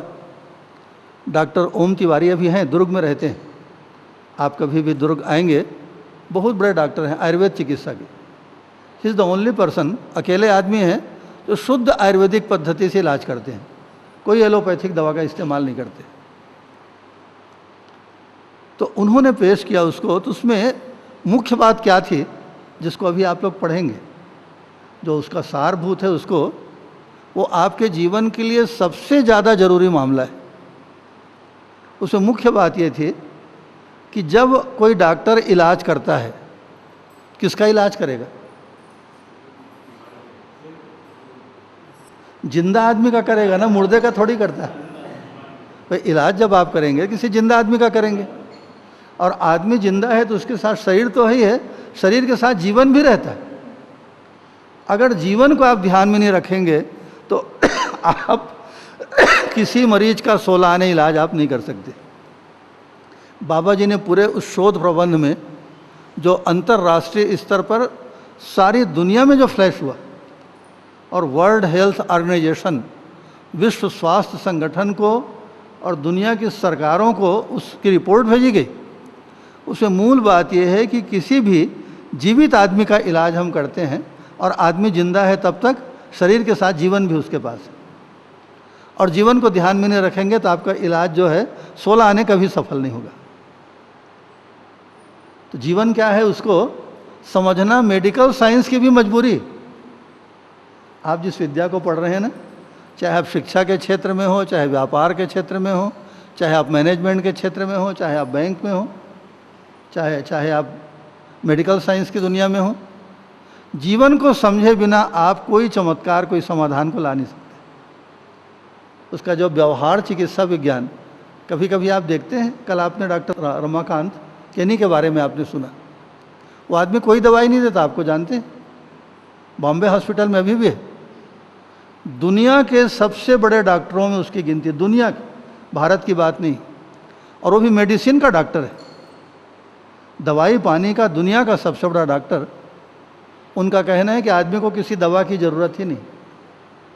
तो डॉक्टर साहब फिर बीमार कैसे ठीक होंगे? बोलते हैं प्रार्थना से ठीक होंगे। जो भी असाध्य बीमार है उनको लाओ, मैं ठीक करता हूँ। असाध्य बीमार लोग उनके पास लाइन लगाए रहते हैं, खाली आपके घुटने में तकलीफ है, अकड़ गया से छू के ठीक कर दे। सारी दुनिया का फेमस आदमी है। तो आप क्या देख रहे हैं गंभीर, कि जीवन नाम की चीज़ है, उस जीवन को अगर आपने समझ लिया, ध्यान दे दिया, तो कई बार तो आदमी बिना दवाई के ठीक हो जाता है। मैं करवाया हूँ इलाज। हम लोग इंग्लैंड गए थे, तो मैं तो करीब 12-1 बजे रात को बहुत दर्द होता था, हाथ पैर तो फूला हुआ था ही, दर्द के मारे उठ के मैं रोना शुरू करता था, इतना असह्य दर्द और जलन दोनों है। तो डॉक्टर दिवाकर उठते थे, डॉक्टर के घर में ठहरा हुआ था। दिवाकर ने कहा भैया मैं एक एक्सपर्ट को पकड़ के लाता हूँ। तो एक लड़की थी, आपके जैसा रही होगी, 40-50, वो उसको हम लोग पढ़ाते थे। ये जीवन विद्या की जो क्लास लगती थी इंग्लैंड में, तो हमारी स्टूडेंट तो थी, तो उसके यहाँ गए, उसको 1:30 बजे रात को बुला के लाए कि महाराज जी बहुत बीमार हैं भाई, चलो। आई बोले क्या है? मैं कहा बहुत दर्द है भाई, अब सहन नहीं होता। उसने कहा अभी आपको ठीक कर देती हूँ। ऐसे ही मुझको कुर्सी में बिठा दी, और उसने शरीर को छुआ तक नहीं बाबा। लंदन की ठंड आप कल्पना करिए, जब आदमी कभी कभी तो 0 डिग्री हो जाए टेम्परेचर वहाँ का, तो कोट को उतार के बस एक बुश शर्ट और एक पैंट पहन के, और उसने ऐसा हाथ के चलाना ऐसा शुरू किया और ऐसा पकड़ के फेंकती थी। उसका नाम वोल्गा है। रूस का आजकल, रूस जो है 15 टुकड़े में टूट गया। रूस नाम का जो देश है ना, रशिया, तो उसका एक देश है लिथुआनिया नाम का, वहाँ की है। उस समय लंदन में थी, शायद अभी भी होगी। पूछता था वोल्गा तुम क्या कर रही हो? बोलती थी बैड एनर्जीज, बुरी शक्तियाँ हैं, उसको निकाल के फेंक रही। ऐसा करके आधे घंटे के अंदर ना कोई दवाई, ना कोई पानी, ना कोई मंत्र, वो तमाम दर्द को निकाल के ऐसा फेंक दी। भाई मैं एकदम ठीक हो गया। और इतना ठीक हो गया करीब 2-2:30 बजे रात को कि हम दिवाकर की पत्नी उसको पहुंचाने के लिए 2:30 बजे रात को उसके घर गए। बिना छुए उसने शरीर को छुआ तक नहीं। दुनिया की किसी भी बीमारी को, मैं तो उसको बुलाने वाला हूँ यहाँ पर, आप लोग आके ज़रूर मिलिएगा। वो बेचारी ज़्यादा उसके पास पैसे नहीं हैं, उसका बहुत मन है भारत आने का। ओल्गा का दुनिया की किसी बीमारी को ऐसा देखती है और बता देती है। उसकी आंखों में एक्सरे मशीन लगी और उसके बाद बता ही नहीं देती, बिना छुए आपके शरीर को बुरी शक्तियों को निकाल के फेंक रही हूँ, ऐसा करके ठीक कर देती है बीमारी को। मिरेकुलस। मैं खुद इलाज करवाया, नहीं तो उस दर्द को सहना अत्यधिक कठिन था, बेहद तकलीफ थी मुझको। तो आपने क्या देखा? ये कुछ निष्कर्ष निकालने के लायक चीज़ें हैं, कुछ सार को पकड़ने वाली, समझने वाली चीज़ें हैं। एक ध्वनि की छोटी सी तरंग, जैसा कि मैंने आपसे जिक्र किया विजय जगताप को, तो इन्हीं डॉक्टरों ने एक प्रयोग क्या किया था आपको पता है? सेक्टर 9 में, जो हमारे छत्तीसगढ़ का करीब करीब सबसे बड़ा और सबसे बढ़िया इंटरनेशनल लेवल का अस्पताल है, भिलाई का सेक्टर 9, वहाँ हेड ऑफ द डिपार्टमेंट थे डॉक्टर ओम प्रकाश। अब तो नौकरी छोड़ दी हो। लंदन से लौटने के बाद हम लोग साथ साथ गए थे। तो उन्होंने एक प्रयोग किया, हृदय के जो, जबकि सबसे खतरनाक बीमारी है ना हार्ट की बीमारी, तो हमारे यहाँ छत्तीसगढ़ में खैरागढ़ नाम की जगह है, वहाँ जो राजा का महल है, उस महल को उन्होंने दान दे दिया है। तो वहाँ संगीत का विश्वविद्यालय चलता है, यूनिवर्सिटी, और भारत में तो नाम ही है उसका, एशिया का सबसे बड़ा संगीत का विश्वविद्यालय है, ऐसा लोग मानते हैं, एशिया का, पूरे महाद्वीप में। तो वहाँ के जो वाइस चांसलर थे बी मुखर्जी साहब, उनसे एक धुन को इन्होंने कंपोज करवाया था। वो धुन जो है हृदय रोग के बीमारों के ऊपर दवाई जैसा काम करती है। आनंदमयी उसका राग, उसका एक टेप मेरे पास था, कभी आपको उत्सुकता होगी तो आप डॉक्टर ओम से मिल लीजिएगा। वो टेप को, उसको आपको वो करवा के दे देंगे। तो मरीज को बढ़िया लेटा दो और उसके धुन को सुना दो, वो दवाई से ज़्यादा असरकारी होता है बाबा। तो हमने एक छोटी सी सच्चाई की तरफ ध्यान दिया कि अगर संगीत की कोई धुन हमको अनुकूल पड़ती हो, पसंद आती हो, खुशी होती हो, तो बीमारी उससे उतर जाती है। अब तो इसके द्वारा चिकित्सा विज्ञान में बहुत बड़ा और साइंटिफिक तरीके से काम हुआ है। और अगर उल्टा धुन हो, आपको पसंद ना आए, आपको खींच पैदा हो, चिड़चिड़ाहट, 2-4 दिन, 10 दिन, 15 दिन सुनिए, आदमी पगलाए जैसा हो जाएगा, पागल हो जाएगा। ध्वनि की तरंगों का इतना ज़्यादा महत्व, इतनी ज़्यादा अहमियत है हमारी आपकी ज़िंदगी में। इसलिए हम लोग जब भी ऐसा कोई कार्यक्रम होता है, उसकी शुरुआत संगीतमयता से करते हैं। अगर अनुकूल ध्वनि हो, कुछ ऐसी ध्वनियाँ हैं जो जाकर आपकी आत्मा को शांति देती हैं, विश्राम देती हैं, आपकी बहुत सारी बीमारियों को ठीक कर देती हैं। आप खाली मंत्र का जप होता है ना, एक सच्ची घटना आपको सुनाऊं। जब जहाँ हम लोग अभी रहते हैं नन्नी नगर में, ऐसे नवरात्रि का पर्व था जब ही जैसा आने वाला है, तो सब लोग भाषण दिए, तो मुझको भी बिठाल दिए, मैं भी भाषण दे दिया। भाषण देने में क्या रखा है? तो मैंने कहा मंत्र जप करने से, गायत्री परिवार का शक्तिपीठ है वहाँ, तो गायत्री मंत्र जपने से बीमारी दूर होती है। कार्यक्रम खत्म होने के बाद एक महिला आई, बोली आप जिम्मेदारी से बोले हैं? मैंने कहा हाँ भाई, मुझको डर लगा मैं क्या गलती बोल गया भगवान। तो उसने कहा आप बोले हैं मंत्र जपने से बीमारी ठीक होती है? बोला हाँ भाई, बोला तो हूँ ऐसे। तब वो बताई कि मैं 21 साल से बीमार हूँ और आज की जितनी दवाइयाँ हैं सब करा चुकी हूँ, एक पैसा फ़ायदा नहीं होता। उसको श्वास की बीमारी थी और इतनी खतरनाक बीमारी थी, बोलती थी मैं रात को जब सोती हूँ ना, तो मुझको ये भरोसा नहीं रहता कि मैं सुबह ज़िंदा उठूँगी, कभी भी सांस बंद हो जाएगी, इतनी तकलीफ़ होती है। अब आप बताइए, आपके मंत्र में ताकत है, उसको भी पढ़ दूंगा। चलो बताओ। तो मैं भी कभी करके देखा नहीं था बाबा, ये उपदेश आदमी कितना गैर जिम्मेदारी से देता है। तो मैंने कहा हो जपो। कितने दिन तक जप करूं? मैंने कहा 40 दिन तक जप करो। गायत्री मंत्र को 40 दिन तक जपना, 1.25 लाख मंत्र का जप करो। मेरे लिए भी प्रयोग था, क्योंकि मैं भी कभी करके, उसके पहले कभी करके देखा नहीं था। अब वो मरता क्या ना करता, जप करना शुरू कर दी और बढ़िया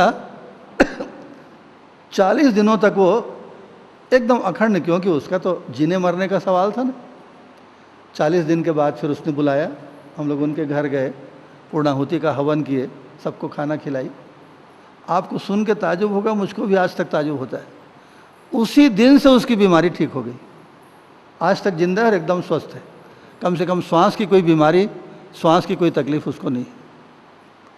ये मंत्र का जब जहाँ दवाई पानी भी असर न करे, ये ध्वनि की तरंगें, ये संगीतमयता आदमी की जिंदगी के ऊपर कितना बड़ा ज़बरदस्त प्रभाव डालती है। आप इस बात को देखेंगे, जब प्रयोग करके देखेंगे तो आप चकित रह जाएंगे।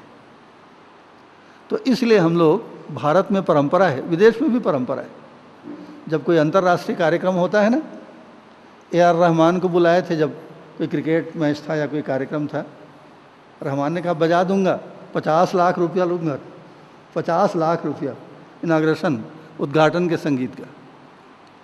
तो उसका रुपये वाली बात नहीं है, एक गंभीर सच्चाई है आदमी के जीवन की। ये सही स्वर, सही धुन आपकी ज़िंदगी को तरबतर कर देगा, आपकी बीमारी को ठीक कर देगा, आपको चिंता से छुटकारा दिला देगा। इसीलिए उसका नाम मंत्र है। मंत्र माने मनः त्रायते, जो आपके मन को छुटकारा दिलाए दुखों से, उसका नाम मंत्र है। मंत्र और कुछ नहीं। और एक छोटी सी बात पर आपने ध्यान दिया,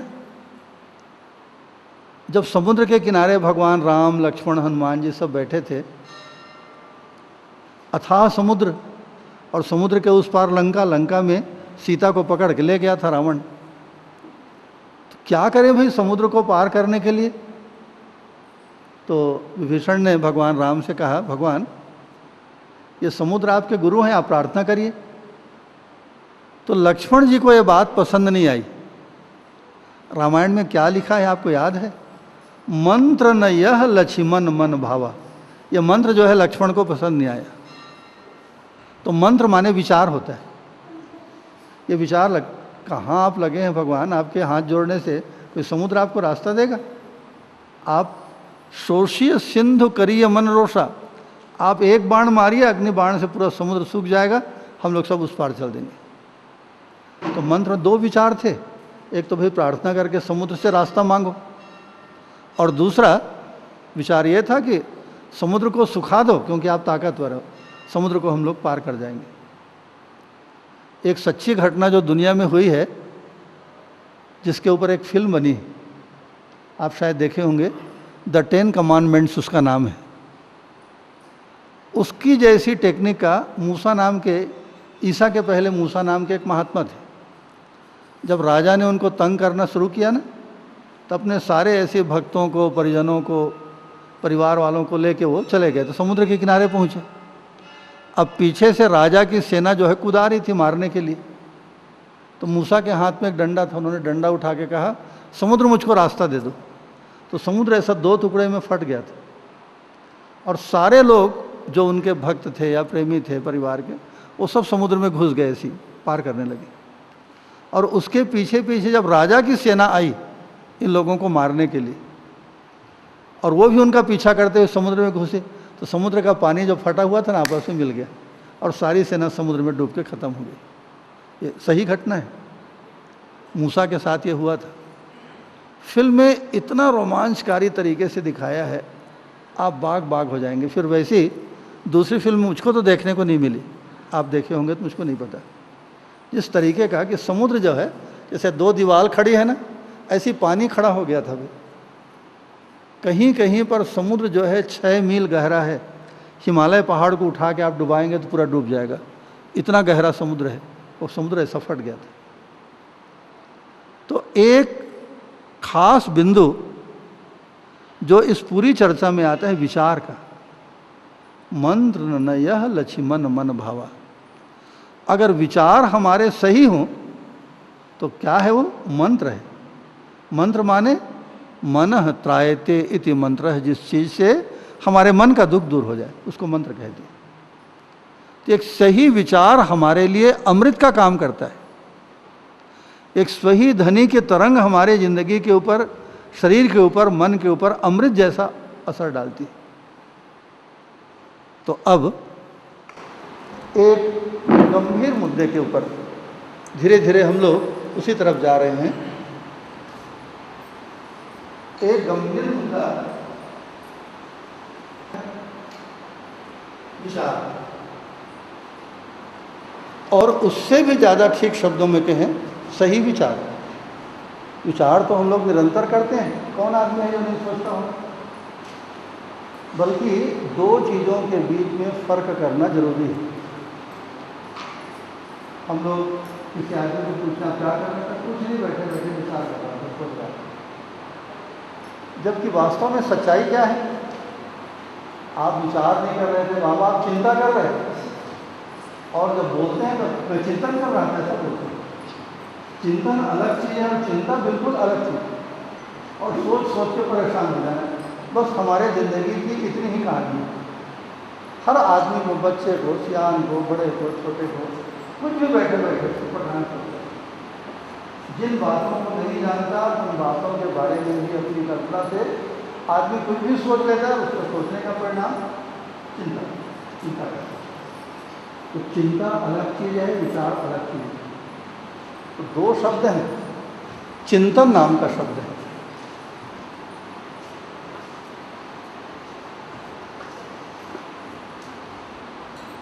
चिंतन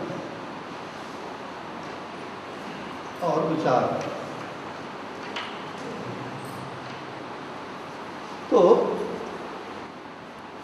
एक चीज़ जो चर्चा अभी तक हम लोग बैठ के करते रहे सुबह से, उसको हम निष्कर्ष तक ले जाते हैं, जहाँ से बहुत छोटी छोटी बातों से हमने बात को प्रारंभ किया था कि हमको जो सुख मिलता है, खुशी मिलती है, किससे?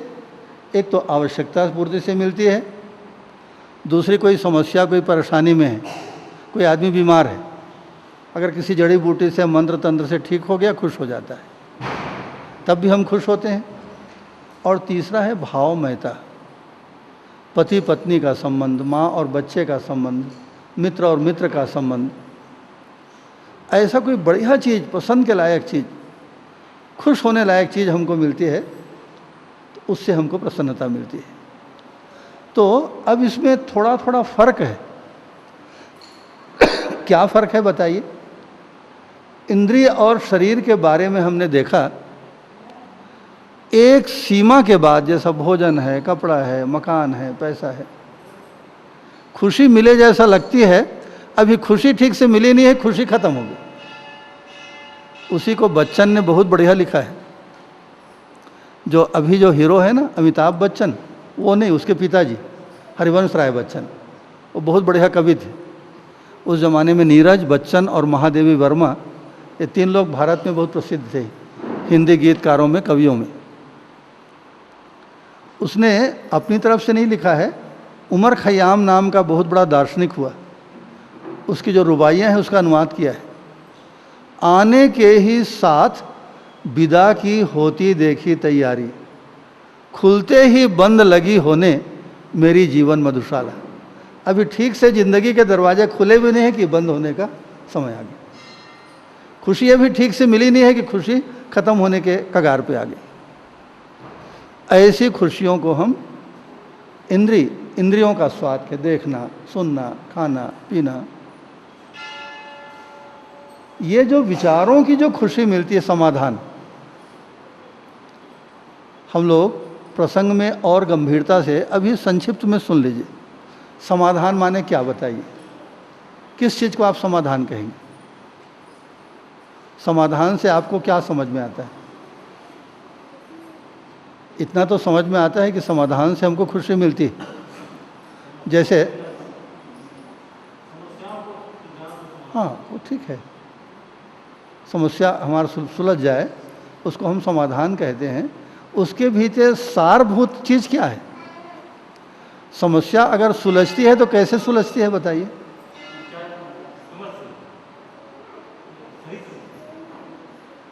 अगर कोई समस्या है, जैसे बीमारी एक समस्या है, अब ये बीमारी कैसे ठीक होती है बताइए? उसके दो खंड हैं। एक को हम लोग कहते हैं, क्या बोलते हैं?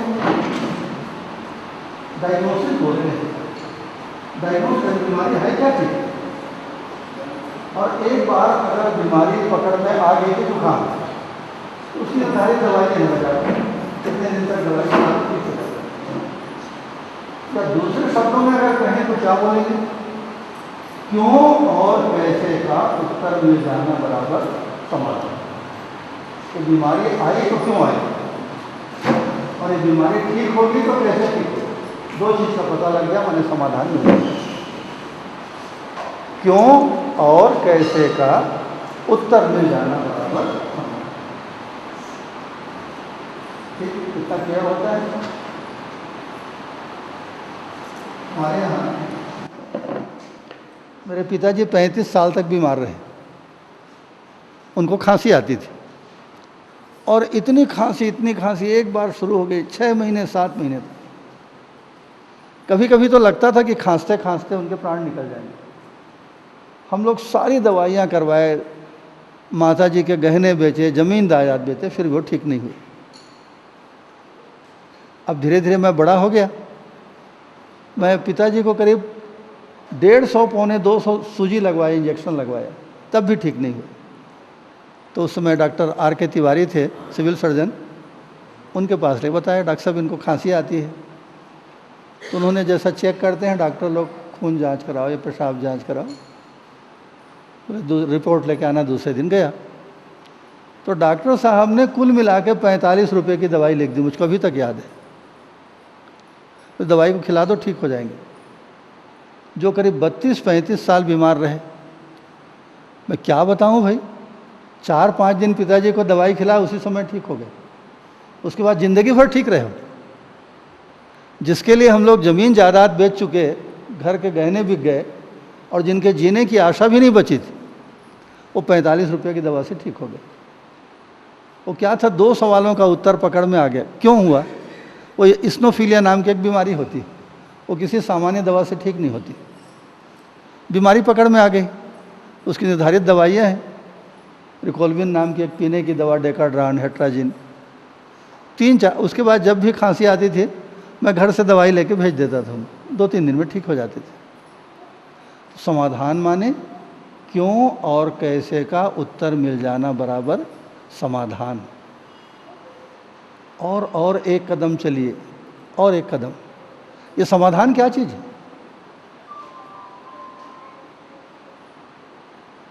और गहराई में चलिए।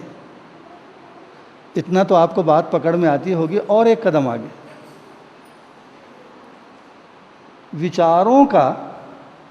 विचारों में उथल पुथल चलती है। क्या करें, कैसा करें? बीमार है तो कैसा करें? शादी नहीं हो रही है तो कैसा करें? कोई आदमी पागल हो गया तो उसको ठीक करने के लिए क्या करें?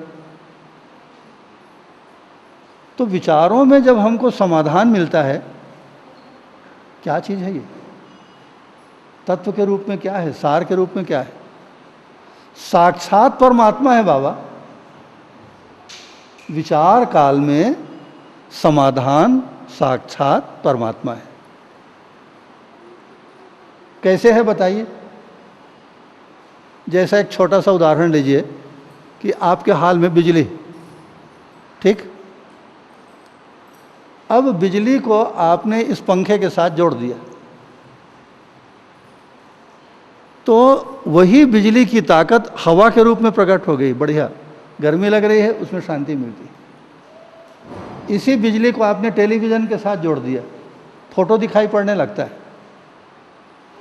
इसी बिजली को आप कूलर के साथ जोड़ देते हैं तो ठंडी हवा निकलती है। और ठंड के दिनों में उसी बिजली को आप हीटर के साथ जोड़ देते हैं तो गर्मी निकलती है। तो गर्मी पैदा करने वाली बिजली अलग और ठंडी हवा निकालने वाली बिजली अलग, ऐसा होता है क्या? अरे बिजली एक ही है बाबा, चाहे आप गर्मी पैदा करिए, चाहे सर्दी पैदा करिए, चाहे फोटो पैदा करिए, चाहे पंखे से हवा, या रात के समय आप बल्ब में जोड़ दीजिए तो प्रकाश निकलता है। तो एक ही बिजली की ताकत अलग अलग मशीनों में अलग अलग परिणाम के रूप में प्रकट होती है। तो इसी तरह से परमात्मा, क्योंकि परमात्मा की बात आएगी बहुत गंभीरता से आएगी। कल आपने क्या सुना? इस पूरे दर्शन के, इस पूरे चिंतन के जड़ में क्या है? अस्तित्व। अस्तित्व, अस्तित्व माने परमात्मा और परमात्मा का ऐश्वर्य, ये अनंत प्रकृति और परमात्मा, यही इसकी जड़ में। इसके बिना चिंतन की शुरुआत ही नहीं होगी। ये जो मानव केंद्रित चिंतन है उसके पहले लिखा है अस्तित्व मूलक। तो परमात्मा की बात बार बार आएगी। अभी तक आदमी ने परमात्मा के बारे में कई तरह की कल्पना की, उन कल्पनाओं को भी देखेंगे और वास्तव में परमात्मा क्या होता है उसके बारे में विचार तो करना ही करना है, ताकि हमारी ज़िंदगी से भ्रम विदा हो जाए, हमारी ज़िंदगी से भ्रम चला जाए और हम निर्भ्रम होकर के सुखी हो जाए। तो विचार काल में परमात्मा समाधान के रूप में प्रत्यक्ष है। जब हम कोई काम करते हैं तब कैसा है परमात्मा? आप कोई काम करते हैं, जैसे आप खाना बना रहे हैं, अभी सब लोगों के लिए भोजन बन रहा है, तो भोजन कैसे बनता है? एक नियम से बनता है बाबा, हर आदमी खाना नहीं बना सकता। कितना नमक डालेंगे, कितना हल्दी डालेंगे, सब्जी कितनी हो, तेल कितना हो, आग कितना, आप दिन भर उसको आग जला कर कढ़ाई में रख के सब्जी को छोड़ दीजिए, उसको सब्जी बनेगी क्या? आप लौट के जाएंगे तो कोयला बन जाएगा, सब्जी नहीं बनेगी। एक नियम है उसका। व्यवसाय, धंधा, रोजगार, जो भी काम करते हैं, चाहे वो गाड़ी चलाना हो, चाहे कुर्ता सिलना हो, चाहे धान को मिल में कुटाई करके उसको चावल बनाना हो, चाहे ऑयल मिल में तेल निकालना हो, एक नियम से होता है। तो जब हम कार्य करते हैं उसमें जो नियम हमको दिखाई पड़ता है, वो नियम क्या है? साक्षात परमात्मा है। जब हम काम करते हैं तो परमात्मा नियम के रूप में प्रकट है। कैसे प्रकट है, कैसे नियम काम करता है, धीरे धीरे अपन चलेंगे गहराई में, एक एक चीज़। बस बेस को पकड़ लीजिए, फंडामेंटल को, उसके बाद आगे समझने में दिक्कत नहीं होगी। जब हम विचार करते हैं तो समाधान साक्षात परमात्मा है। अब वस्तुओं के साथ तो आदमी व्यवसाय करता है, धंधा करता है। कोई कपड़ा बेचता है, कोई लोहा बेचता है, कोई पत्थरा बेचता है, कोई ईंटा बेचता है, व्यवसाय कहलाता है। आदमी आदमी के साथ व्यवसाय करता है कि आदमी आदमी के साथ व्यवहार करता है। एक आदमी दूसरे आदमी के साथ निभाने के लिए, क्यों हम निभना चाहते हैं? क्योंकि हम खुश होना चाहते हैं। अगर आप अपने बेटे के साथ, पत्नी के साथ, नौकर के साथ, मालिक के साथ ठीक से निभ नहीं पाएंगे तो हर कदम में आपको परेशानी होगी, आप दुखी होंगे। तो मनुष्य के साथ निभाने के लिए जो मेहनत करता है उसका नाम व्यवहार है, उसको व्यवसाय नहीं कहते। बिहेवियर, ह्यूमन बिहेवियर कहलाता है। तो उस समय क्या चीज़ है जो दोनों को सुख देती है? मैं आपके साथ जो व्यवहार करता हूँ, आप मेरे साथ करते हैं, क्या चीज़ है जो हम दोनों को खुश कर दे? ऐसी क्या चीज़? न्याय है वो। न्याय क्या है? उसको